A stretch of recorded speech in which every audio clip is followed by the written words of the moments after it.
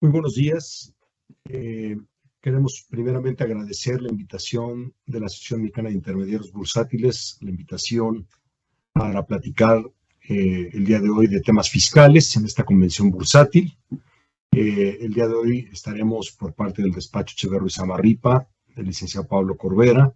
y un servidor Francisco Moguel, platicándoles de los temas fiscales que consideramos relevantes en la actualidad. Estos temas fiscales en la agenda que tenemos el día de hoy, vamos a platicar del tema de lo que se presentó para la reforma fiscal del 2023, algunos temas de fiscalización y recomendaciones al respecto que hemos estado visualizando en varios de los contribuyentes y que podemos compartir algunas experiencias y recomendaciones. Platicaremos también del tema del beneficiario controlador, que es un tema que ha despertado mucho interés en cuanto al cumplimiento de esta obligación. También algunos temas fiscales aplicables al desliste de emisoras cuando deciden dejar de cotizar sus acciones en el público inversionista en la bolsa. Y también algunos temas precedentes judiciales de interés y otros temas relacionados con la operación propia de los intermediarios bursátiles. Comenzando con la presentación y un poquito con la idea de tener algún reflejo de lo que el Ejecutivo Federal presentó en el paquete económico, es importante señalar que se acordó no presentar ninguna modificación relevante en materia fiscal, ni tener una reforma para el año de 2023 que permita tener una recaudación mayor. Sin embargo, aquí lo que es muy interesante es que si analizamos este paquete económico, si analizamos los ingresos que se pretenden recaudar derivado de la acción que va a tener las autoridades fiscales en el ejercicio 2023, vamos a observar que se presupuestaron ingresos adicionales de 644.3 mil millones de pesos. ¿Qué significa esto si no hay una reforma fiscal? Lo que significa es que principalmente va a haber mayor actividad por parte de las autoridades fiscales en el área de fiscalización.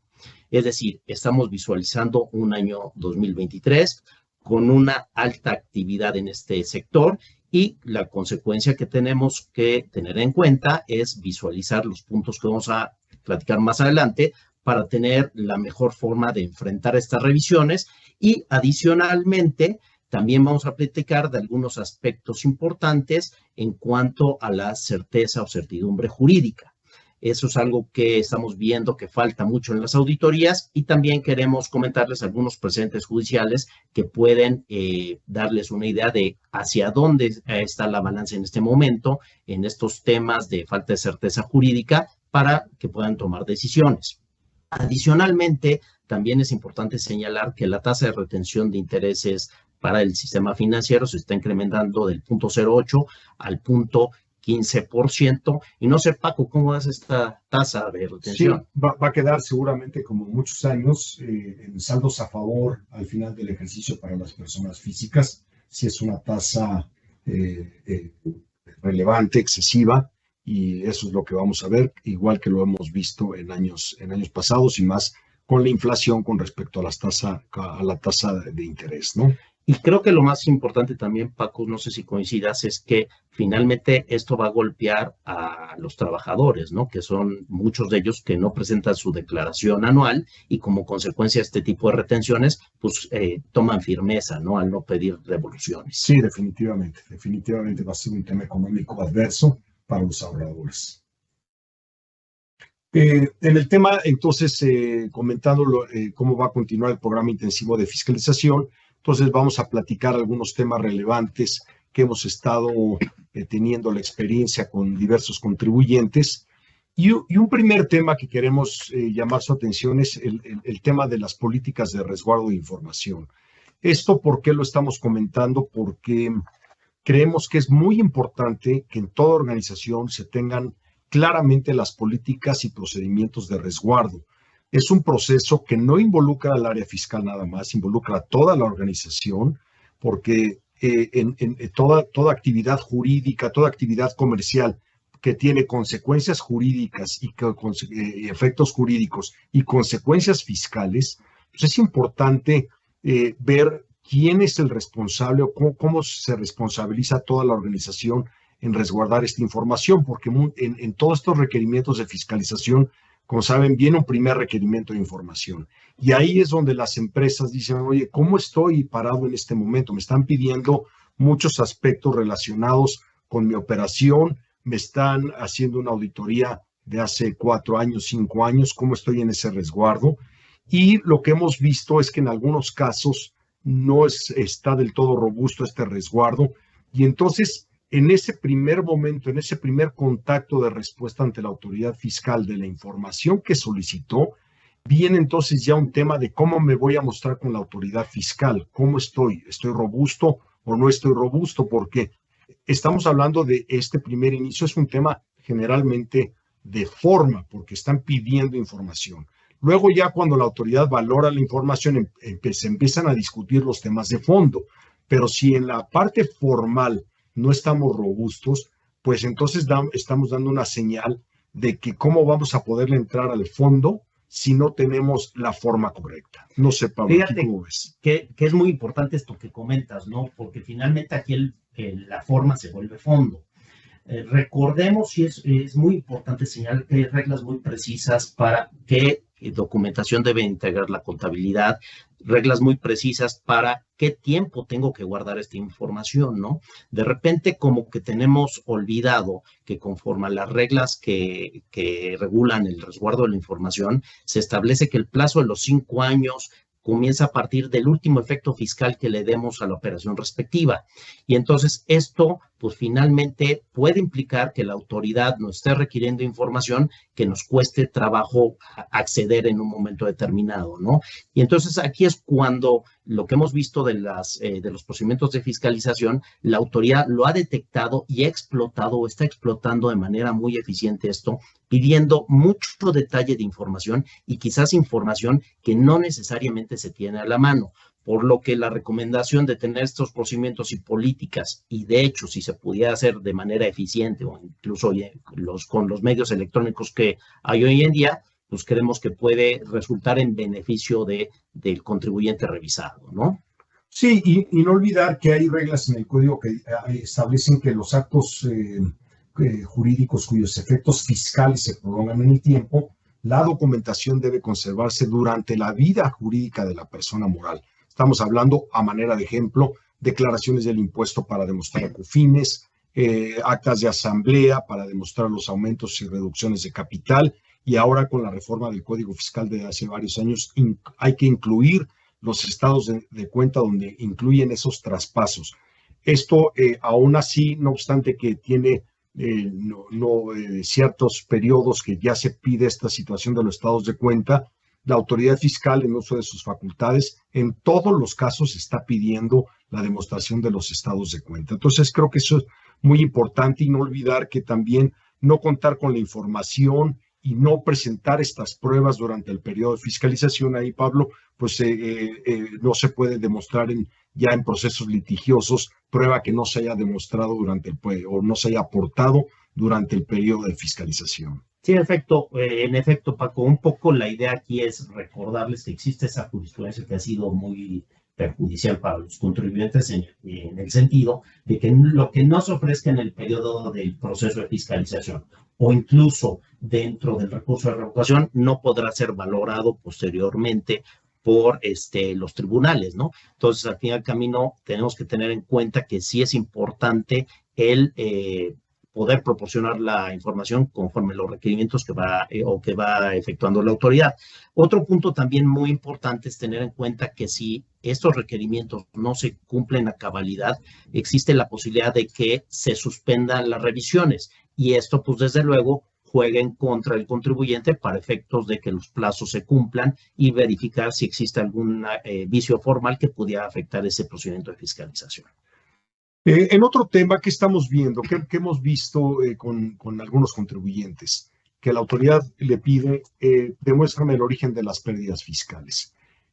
Lo que establece el Código Fiscal es que debe demostrarse el origen y procedencia de la pérdida fiscal, Pero el Código Fiscal no es exhaustivo en decir, oye, me lo vas a demostrar con el dictamen fiscal de hace 7 años o con la declaración, sino que en algunos casos, eso no lo dice. Entonces, en algunos casos la autoridad dice, bueno, aquí está la declaración que veo que está reflejado un número, pero quiero ver más elementos para tener el origen y procedencia. Entonces, por ejemplo, aquí es un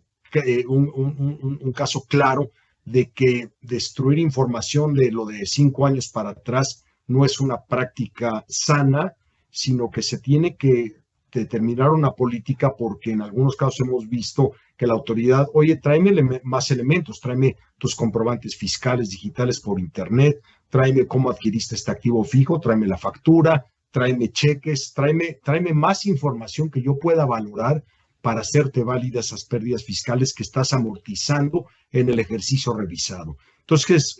también queremos llamar su atención para que este tema también se considere en sus políticas de resguardo de información y valoración futura en caso de una auditoría fiscal. Sí, en efecto, porque a criterio de la autoridad, el hecho de presentar solamente los dictámenes que tienen cierta presunción no es suficiente. Cosa distinta a nivel de un juicio ante un tribunal que conozca en materia fiscal. Pero sí creo que el hecho de poder acreditar, como dice el código, fehacientemente el origen de la pérdida, pues va a dar mucho más elementos para que el día de mañana se pueda soportar esa amortización.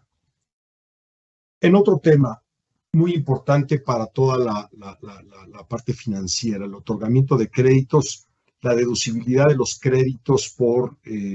castigos. Aquí lo que hemos visto también en los requerimientos de información es que la autoridad está pidiendo, oye, tráeme la documentación que soporte el crédito otorgado, tráeme el contrato, tráeme la evidencia de cuánto fue el principal entregado al acreditado. Entonces, pueden ser créditos ya de muchos años, pueden ser contratos inclusive que tengan, imagínense un cuentaviente de tarjeta de crédito que aperturó, que tiene su cuenta de crédito hace 10, 15 años, pues tener esa documentación soporte, por ejemplo, del contrato de crédito, de la tarjeta, o en algunos otros casos que no sea tarjeta de crédito, sino simplemente un crédito de cualquier tipo otorgado al acreditado, pues tenemos que tener esos contratos. Hay que tener la evidencia de cuánto fue el principal entregado. Están solicitando también, oye, perfecto, tráeme el cómputo de los intereses y que esos intereses hayan sido acumulados para efectos de determinar la validez del castigo de capital e intereses que no se pudieron recuperar. Sabemos que también los intereses moratorios se dejan de computar a partir del 4º mes, pero por lo menos los intereses ordinarios, también ver qué dicen nuestros contratos de crédito de intereses ordinarios y moratorios para determinar la política de registro. Y en general, pues todos los elementos que soportan el crédito incobrable, porque no solo es el tema del año revisado, de que ya se diga, bueno, pues aquí ya determina el castigo. Se tiene que irse al origen por requerimiento de la autoridad fiscal para que se pueda hacer válido ese crédito incobrable. Y también aquí es muy interesante ver cómo la autoridad ha evolucionado sus procedimientos de fiscalización, porque si ustedes analizan lo que acaba de comentar Francisco, pues realmente son aspectos meramente de forma, es decir, el concepto lo están utilizando para rechazarlo en función de la documentación o de la falta de documentación que se pueda tener. Incluso es muy interesante cómo lo está analizando la autoridad. Llega al extremo de señalar que, por ejemplo, si en un ejercicio posterior existe una gestión de cobro, aunque sea de manera informal, vamos a pensar una llamada telefónica, un correo electrónico, no necesariamente una gestión formal como pudiera ser un acto donde se pretende efectivamente embargar o un acto donde efectivamente existe un procedimiento o una actuación judicial para tratar de recuperar el crédito, pues lo que está diciendo es que con ese solo hecho de tener una llamada telefónica, pues implica que tú estás como contribuyente considerando que puedes recuperar el crédito y que por lo tanto la deducción todavía no procede. Entonces es muy importante en los procedimientos de fiscalización el tratar de amarrar la información de la manera más eficiente. Vamos a platicar un poquito más adelante de algunas tesis que nos pudieran también servir para este sentido o en este sentido, pero lo importante es analizar antes de entregar la información ¿Para qué la va a querer la autoridad? Ver las experiencias previas que se han tenido en este tipo de procedimientos de fiscalización y determinar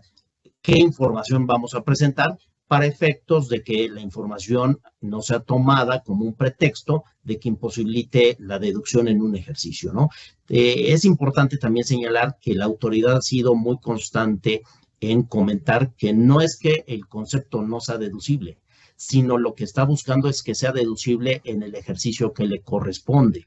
Y esto pareciera que deriva de un simple acto de fiscalización que tiene consecuencias de una recaudación, porque lo que están buscando es que se le pague el efecto financiero, es decir, que se acomode la deducción en uno o en otro ejercicio y que ellos puedan recaudar el efecto de la actualización y de los recargos, y esto, pues, desde luego, en perjuicio o en decremento del propio contribuyente.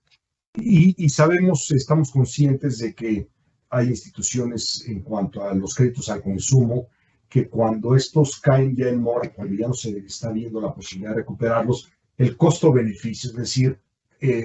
puede salir más caro estar incurriendo en gastos y costos para tratar de recuperarlos que simplemente castigarlos y tomar ese riesgo.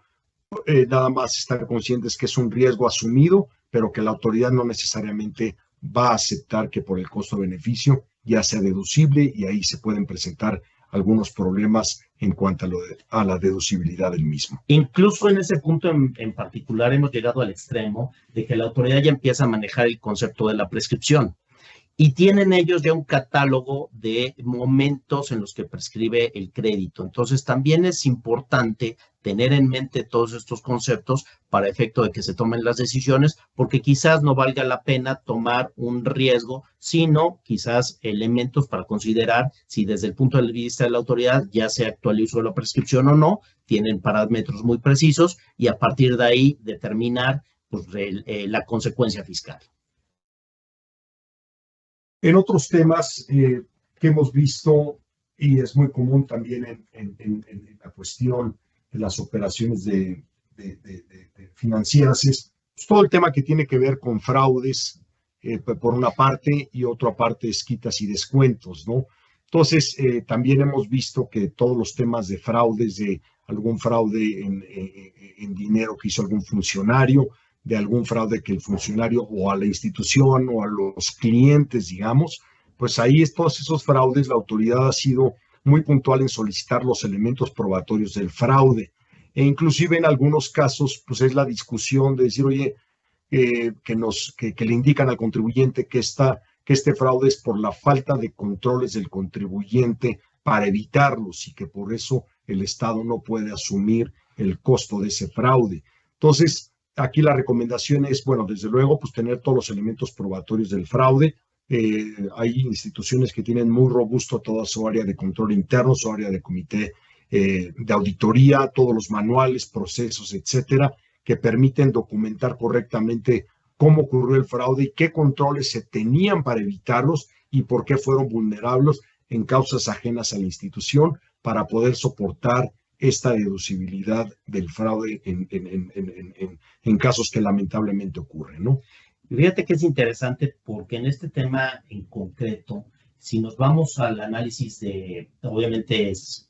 caso fortuito, fuerza mayor cuando uno está aquí, si nos vamos al análisis de los requisitos de los criterios normativos, siguen haciendo referencia al viejo sistema penal. Y siguen hablando del auto de ratificación o cabeza de proceso, cuando eso ya no existe, ¿no? Entonces, también hay que tomar en cuenta que vamos a tener que aportarle y que describirle quizás a las autoridades fiscales cuando se dé uno de estos eventos, que ojalá no suceda muy frecuente, pero cuando se dé, que existe un nuevo sistema penal y que este nuevo sistema penal tiene reglas distintas y que entonces lo que está diciendo este criterio normativo pues ya no resulta aplicable, ¿no? Y finalmente, ahí, como comentamos estas reglas, aquí tenemos quizás un auto de erradicación a proceso y quizás ese sea, digamos, el símil del auto viejo que finalmente era lo que está pidiendo este criterio normativo, ¿no? Es auto de vinculación a proceso. Entonces, a partir de ahí, es que vamos a tenernos que adecuar y quizás darle estos elementos a las autoridades para poder soportar la deducción de este tipo de conceptos. En temas de quitas y descuentos que hemos visto con los contribuyentes, que solicita también en los procesos de fiscalización la estricta indispensabilidad de esa quita, de ese descuento, la aplicación general con los clientes. Entonces también es un tema relevante que sugerimos que en cada caso en que el área comercial por la relación con los clientes vaya a otorgar una quita o que por la relación comercial vayan a acordar un descuento para lograr el cobro del crédito. Entonces consideramos muy importante documentarlo, dejarlo en resguardo, como ya lo hemos comentado, para cualquier cuestionamiento de la autoridad, pues se pueda hacer valer los argumentos correspondientes de por qué sí fue un gasto estrictamente indispensable deducible y por qué sí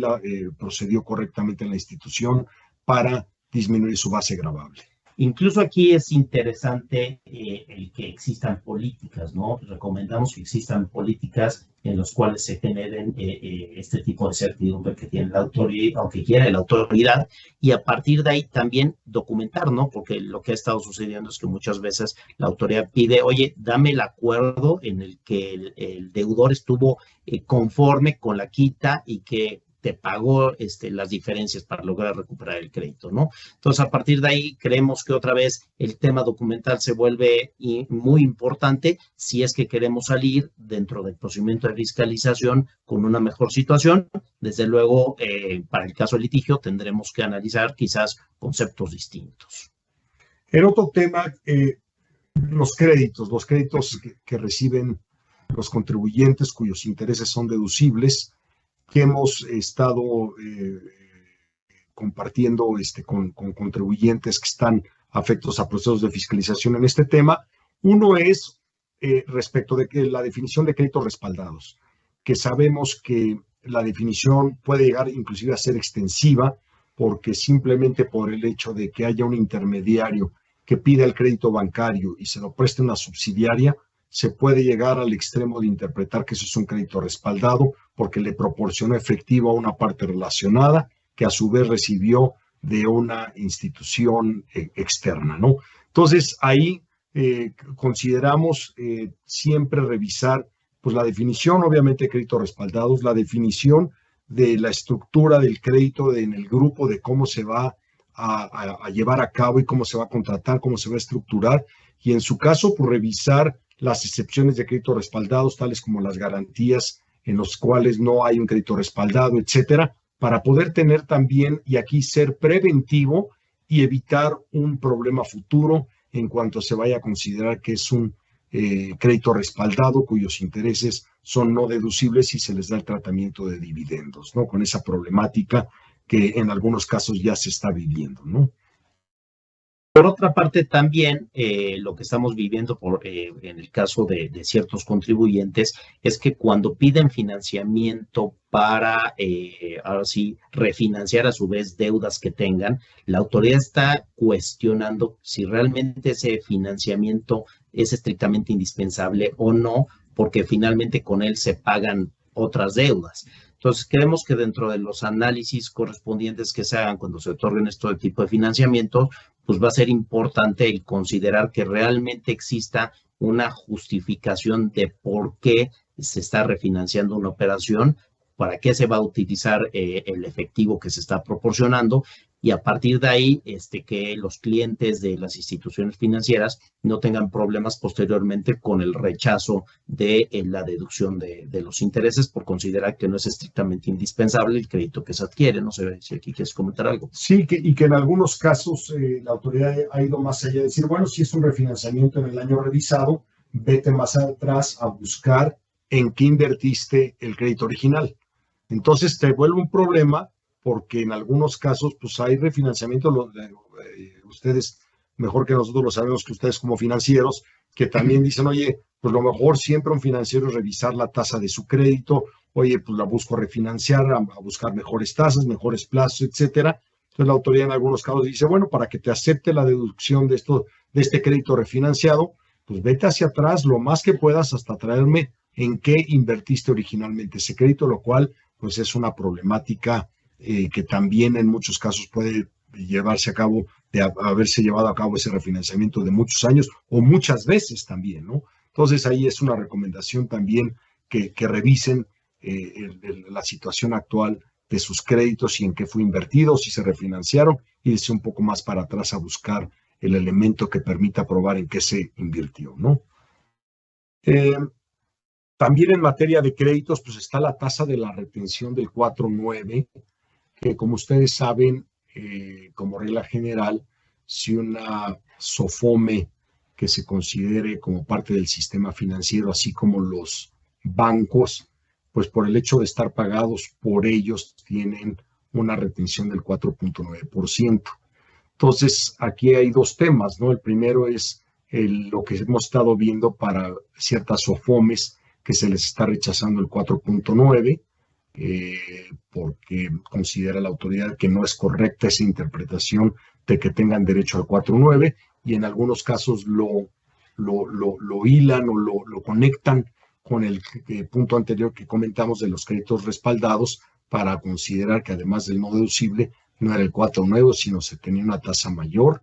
Y también con el tema de la reforma fiscal para el año 2022, que cualquier crédito de un accionista extranjero que tenga más del 10% de las acciones del banco, de la SOFOME, o del grupo financiero, o de la casa de bolsa, o que esa empresa que está otorgando el crédito sea subsidiaria en más del 20% de la entidad mexicana, entonces esos intereses no van a gozar del 4.9%, se puede ir hasta el 35%, y habrá que ver la tasa aplicable conforme al Tratado de Doble Tributación en el caso de que se tenga ese crédito con una parte relacionada en un país contratado, ¿no? Entonces, también este tema hay que revisar todos los créditos, todas las colocaciones, para efectos de si están interviniendo partes relacionadas, accionistas o subsidiarios, en los porcentajes que acabamos de comentar. Incluso aquí es interesante, ¿no? Porque si nos vamos al texto del propio código, pareciera que la autoridad tampoco tiene muchos elementos para rechazar el 4.9 en este tipo de instituciones, ¿no? Porque finalmente las excepciones hablan de ciertos títulos y no habla de la generalidad, ¿no? Entonces, creemos que también estos aspectos de fiscalización hay que atender con mucho detenimiento cuál es el requerimiento de la autoridad para efectos de dar una respuesta puntual e ir llevando la auditoría en función de lo que dicen las disposiciones y no en lo que busca la autoridad, que en el sentido de pretender señalar que existe un abuso en el uso de la figura de la SOFOME. En materia de operaciones financieras derivadas, también los procesos de fiscalización hemos detectado que en algunos casos la autoridad solicita, bueno, primero obviamente la información de decir, oye, tu operación referida a divisa es una operación financiera referida al tipo de cambio de una divisa, o simplemente es, aunque está referida a una divisa, pero no específicamente el tipo de cambio, porque los tratamientos fiscales son distintos. Entonces, en algunos casos ha rechazado la determinación del corte a final del año como deducible, por el hecho de decir, oye, para mi autoridad no estás en presencia de una operación financiera referida al tipo de cambio, te rechazo tu deducción, tu pérdida que hiciste en la evaluación al final del año, conforme lo marca la ley del impuesto sobre la renta y las reglas generales, sino que tenías que haber esperado hasta el final de la transacción, y entonces aquí te rechazo. Entonces también sabemos que las confirmaciones de las operaciones financieras derivadas, pues son documentos que se han mantenido simples en la estructura, no son contratos robustos, son contratos marco, pero también aquí es importante tener muy bien definido y cuantificado qué tipo de operación financiera derivada tenemos para darle el correcto tratamiento fiscal. Por otra parte, también en operaciones que se realizan con partes relacionadas, lo que había sucedido en el pasado es que el área de fiscalización se encargaba de darle salida a este tipo de revisiones y con parámetros propios estaban considerando si se cumplía o no con los aspectos de precios de transferencia. Lo que hemos visto es que está habiendo una tendencia ya a involucrar a las partes de precios de transferencia de manera mucho más puntual. Y entonces, digamos, el área de precios de transferencia ya está verificando este tipo de operaciones desde desde el punto de vista de su área y está pidiendo documentación y requerimientos adicionales, por lo que sugerimos que se revisen todo este tipo de operaciones que se realizan con partes relacionadas y que efectivamente, por ejemplo, los estudios de precios de transferencia estén cubriendo que realmente las operaciones se pactaron a valores de mercado, ¿no? Entonces, es algo que estamos percibiendo que la autoridad puede ir por ese camino y por eso es importante tenerlo en consideración. Y el otro tema también que hemos visto es en el artículo 28 de la Ley de Impuesto sobre la Renta,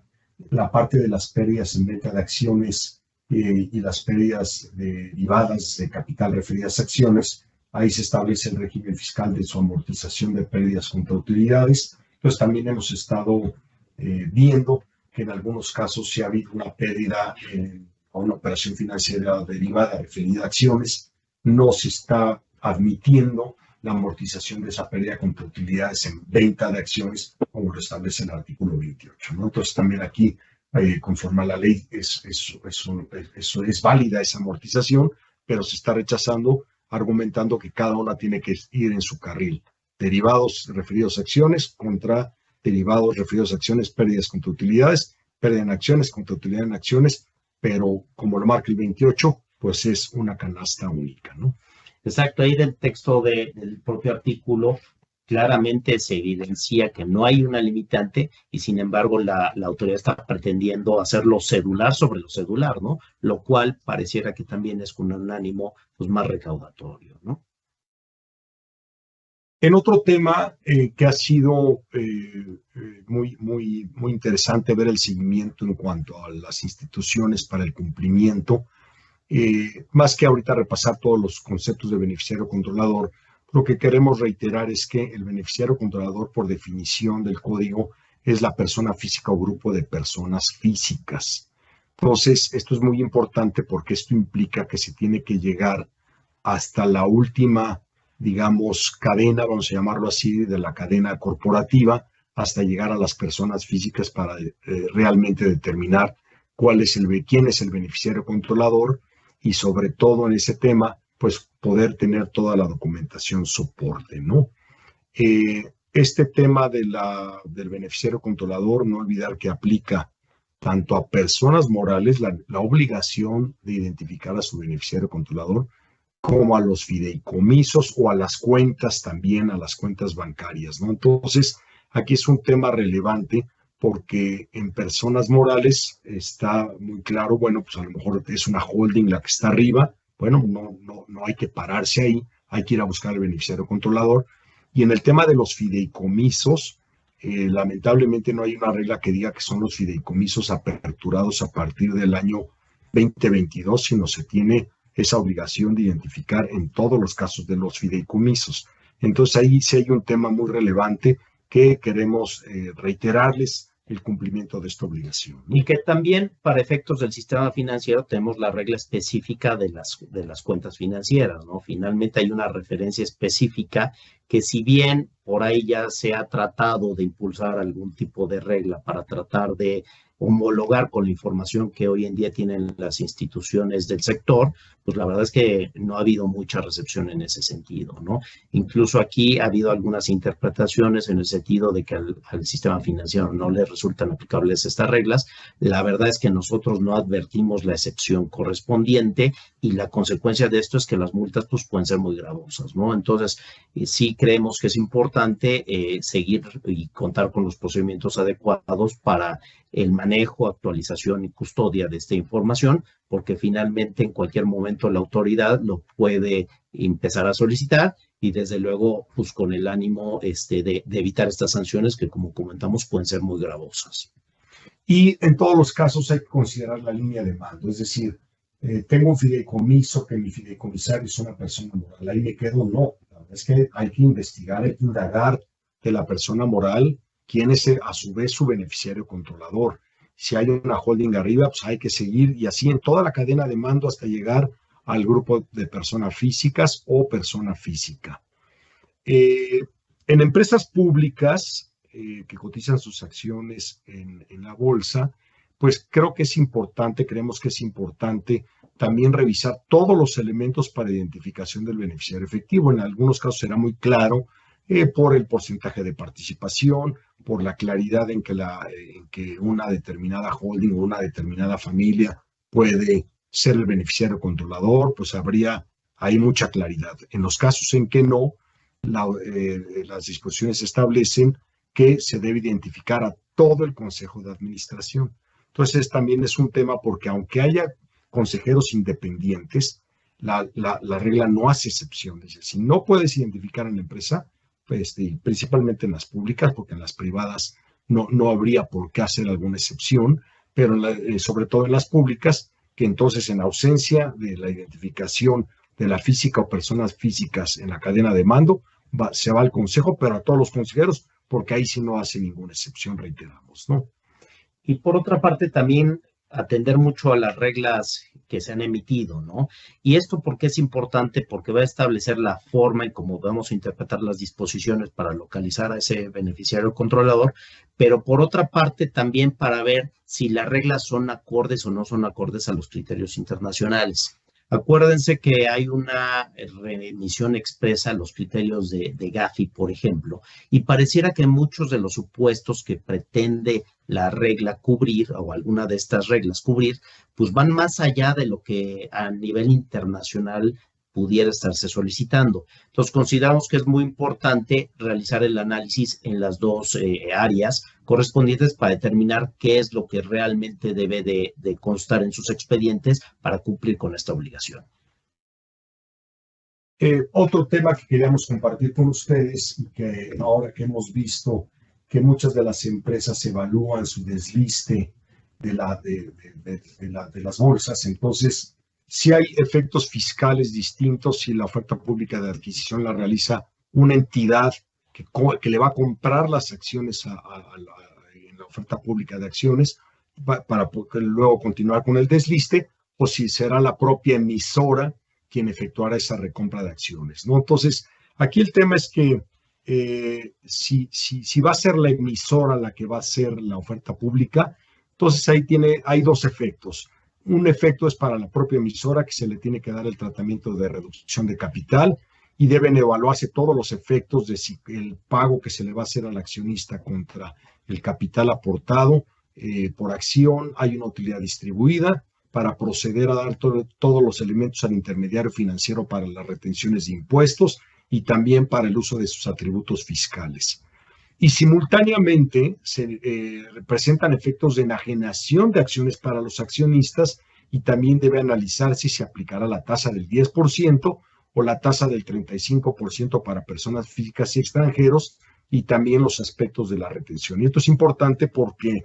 antes de que se metiera el gravamen de bolsa a los accionistas, pues solo había un efecto, ¿no? Porque había la exención en bolsa, pero con ciertas excepciones, pero por otro lado nada más se le daba el efecto de reducción de capital. Ahora se dan dos efectos, de reducción para la emisora, de enajenación para los inversionistas, lo cual es un doble efecto, pero son como están las reglas, ¿no? No sé aquí, Pablo, si quieras comentar algo adicional. Yo creo que es importante tener a la mano estas reglas, darle los efectos fiscales adecuados a cada una de las operaciones, dependiendo quién participa en la compra de las acciones, y finalmente, a partir de ello, evitar que el día de mañana las interpretaciones nos puedan generar pues, actos de molestia adicionales, ¿no?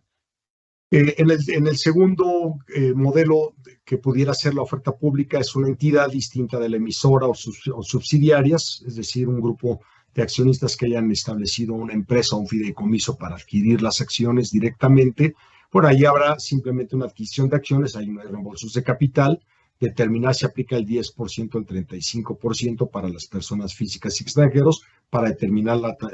el impuesto y retención en su caso correspondiente. Aquí hay un tema nada más que si los accionistas van a fondear con deuda esa empresa o ese fideicomiso, bueno, pues si es una empresa que la deuda la va a servir con los dividendos de la propia emisora, pues nada más revisar que esa empresa seguramente tendrá entonces intereses no deducibles, porque como recibe dividendos para pagar la deuda, el dividendo no es un ingreso y tendría el servicio de una deuda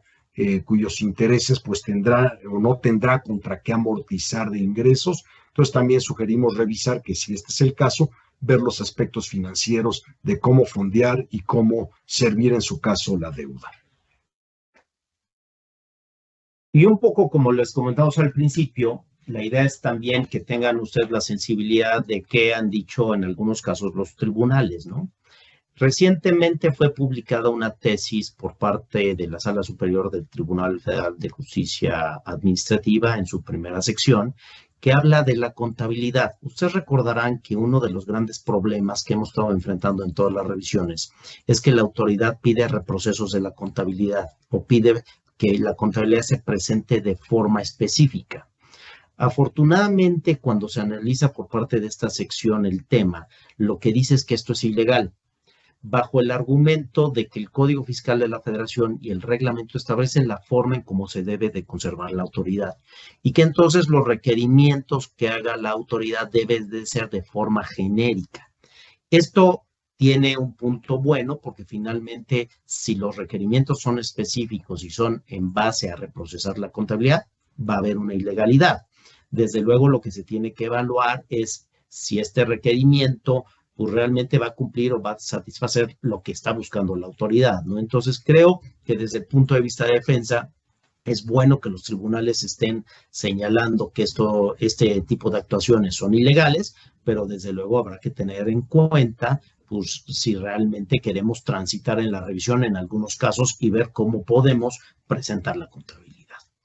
Por otra parte, también hay un precedente, este es un poquito más antiguo, debe tener cerca de 8 meses, de la segunda sección de la misma sala superior. Y este habla de devoluciones y lo trajimos aquí para comentarlo porque creemos que es algo muy interesante. Si ustedes recuerdan, el artículo que regula la procedencia de las devoluciones dice que no constituyen una resolución favorable. Y aquí lo que analiza la sección es que eso que no constituye resolución favorable se trata de una devolución que deriva simple y sencillamente de la presentación de la declaración y del efecto, vamos a llamarlo numérico, pero que cuando la autoridad realiza un acto de fiscalización para verificar la procedencia de la devolución, ello sí genera una resolución favorable para el particular. Incluso aquí, la segunda sección lo que señala es que la única forma de restarle validez a esta resolución favorable sería a través de un juicio contencioso, lo cual creemos que sí genera certidumbre en función de que el día de mañana no venga a desconocer la autoridad actos por los cuales devuelve ciertas cantidades y que ya fueron materia de un procedimiento de análisis por parte de la propia autoridad. También nos hemos dado cuenta que en procedimientos de fiscalización la autoridad lleva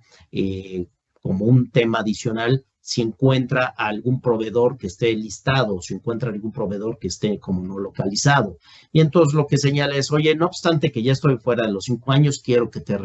regularices por este proveedor, o al estar este proveedor dentro de la lista, quiero que te regularices, porque fíjate que ya se te fue el periodo que establecen las disposiciones para que puedas acreditar que efectivamente hubo materialidad en las operaciones y que las operaciones se realizaron. Y aquí existen 2 precedentes muy interesantes por parte de los tribunales colegiados y de hecho otros 2 precedentes por parte de la Sala de Resolución Exclusiva de Fondo, en los cuales señalan que esto es incorrecto, que el contribuyente tiene la oportunidad de acreditar dentro de los procedimientos de fiscalización que efectivamente las operaciones existieron. Y esto creo que es muy bueno en la medida que se tenga la información correspondiente, porque al final camino podrá tener quizás un diálogo más constructivo con las propias autoridades. Por otra parte, en temas de fusiones y liquidaciones, que creo que es importante tener en cuenta que el actuar de la autoridad también nos ha llevado a ciertos aspectos en donde está pidiendo más de lo que dicen las disposiciones al respecto. Aquí es importante tener en cuenta que recientemente se publicó en el caso de liquidaciones una jurisprudencia por parte de la segunda sala de la Suprema Corte de Justicia de la Nación que señala que cualquier exceso a las disposiciones legales, no obstante que pudiera haber una cláusula habilitante que lo permitiera, es ilegal y que como consecuencia de eso, en el caso de la ficha técnica que regula las liquidaciones, pues la misma va más allá de la ley y como consecuencia la misma pues no debería ser aplicable, ¿no? Entonces, con esto darles una idea de cuál es el termómetro que estamos teniendo en algunos precedentes judiciales que creemos que son relevantes para el caso, ¿no? En el caso de fusiones existe un criterio más o menos similar por parte de la Procuraduría de Defensa del Contribuyente, que también es importante tener en cuenta, ¿no? Y ya por último, nada más comentarle que hemos estado viendo que para efectos financieros, los auditores externos han comentado con las entidades que los arrendamientos puros tienen la naturaleza de arrendamientos financieros o capitalizables para efectos financieros y así se están registrando en los estados financieros. Nuestra recomendación aquí es, uno, pues si para efectos legales y fiscales es arrendamiento puro, hay que darle el tratamiento de arrendamiento puro y no financiero, aunque para efectos financieros se esté registrando así. Y nuestra recomendación es sí poner las notas adecuadas en los estados financieros para demostrar claramente que eso es un registro contable, pero que legal y fiscalmente estamos en presencia de un arrendamiento puro y no financiero. Entonces, con esto creo que concluimos nuestra participación. Les agradecemos mucho por parte del despacho Echeverría Samarripa, Pablo Corbera y un servidor Francisco Moguel por su atención en estos minutos que estuvimos platicando estos temas fiscales. Muchas gracias. Buenos días.